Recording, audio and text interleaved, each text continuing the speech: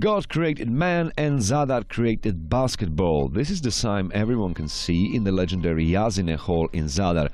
That place used to be a real fortress in the past, but now basketball isn't played there anymore, as the clubs from northern Dalmatia now plays its games in the Višnjik Sports Center. But as if some sort of a curse descended upon the new building, the trouble appeared for one of the most productive environments of the region. Zadar was even relegated from the competition 2 years ago, and that was very painful for the local population.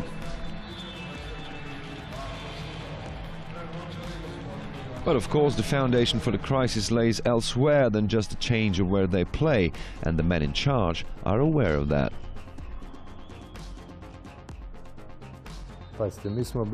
Look, we were always famous for the fact that our team was comprised of local players trained at home, and now these guys aren't here anymore.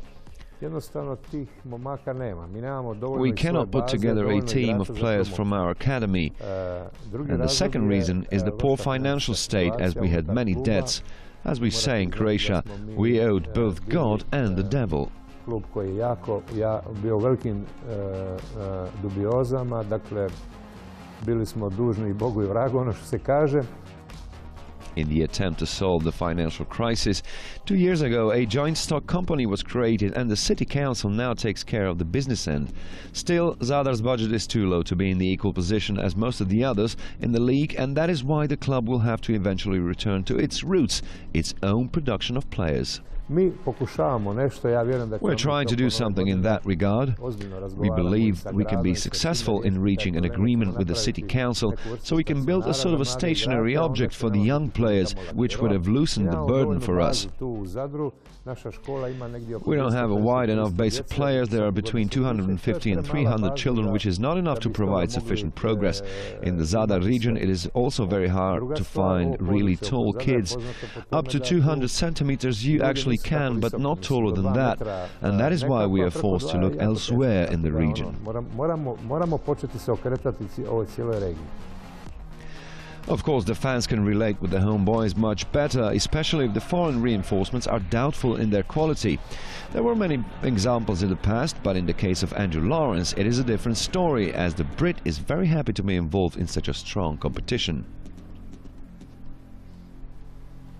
You look at some of the teams we have in this league, every game's tough, you know, every game you play. We have EuroLeague teams, we have Euro Cup teams, Euro Challenge teams, and it's all very, very tough competition. We have great players from everywhere, guys that have played in the NBA, guys that have play in EuroLeague currently, people that used to play in EuroLeague. So I definitely think this league is up there as one of the toughest leagues in Europe and arguably in the world. So I really enjoy playing in it. The 23-year-old Great Britain national team player is also happy to be performing in front of such passionate supporters.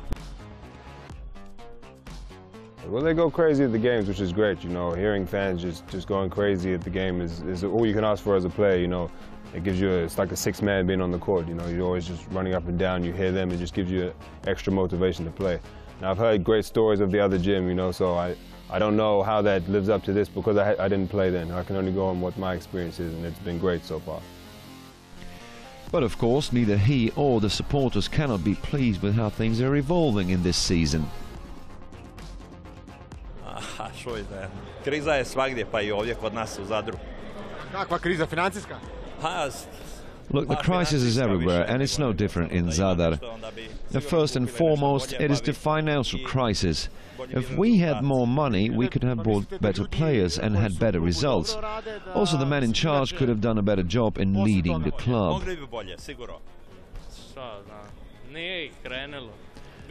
Our players weren't playing especially well in the first part of the season. And having said that, they were forced to change coaches a lot, and that hasn't helped them at all.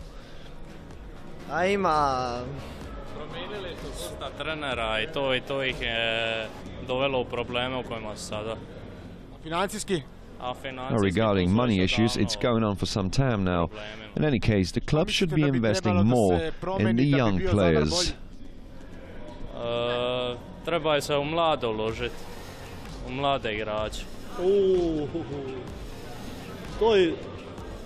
Now that will be the consequence of wrong decisions, and that's the main thing. It is time to get going, but time is simply not on our side. We need competent people to take charge, also people who would be willing to learn a thing or two, but instead we have the same people for the last 20 years, and it's enough of that.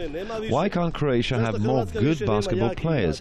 Zadar should be the proper example as a forerunner of producing talented players, but it's not.